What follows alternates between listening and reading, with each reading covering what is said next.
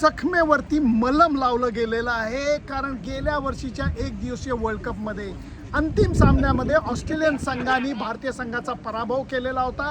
गोष्ट उलटी झाली होती की साखळी सामन्यामध्ये भारताने जबरदस्त कामगिरी केली होती. एक सामन्यात फक्त अडखळलं पाऊल आणि सगळ्या स्वप्नांचा चक्काचूर झाला.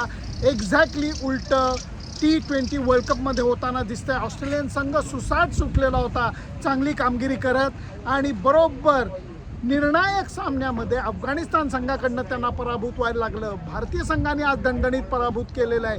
त्यामुळे या स्पर्धेला वेगळं रूप आलेलं आहे. भारतीय संघाने एक परिपूर्ण सामना खेळलेला आहे.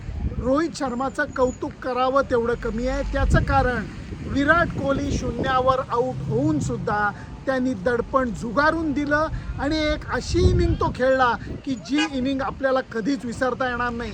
त्याच्या बॅटमधनं निघाले फटके हे मैदानाच्या छपरावर जाऊन पडत होते, प्रेक्षकात जाऊन आदळत होते आणि त्यांनी ज्या रन्स केल्या त्या इतक्या झपाट्यानं केल्या की ऑस्ट्रेलियन गोलंदाज गडबडून गेले.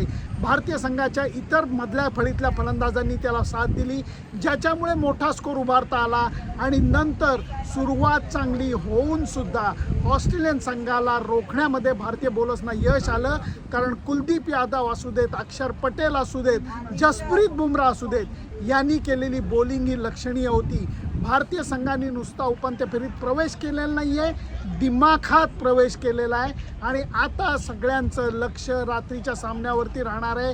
कारण अफगाणिस्तान अंतिम उपांत्य फेरीत पोचतं का ऑस्ट्रेलियन संघ उपांत्य फेरीत पोचतो याची उत्सुकता कायम राहिलेली आहे भारत ऑस्ट्रेलिया सामन्यानंतर सुद्धा.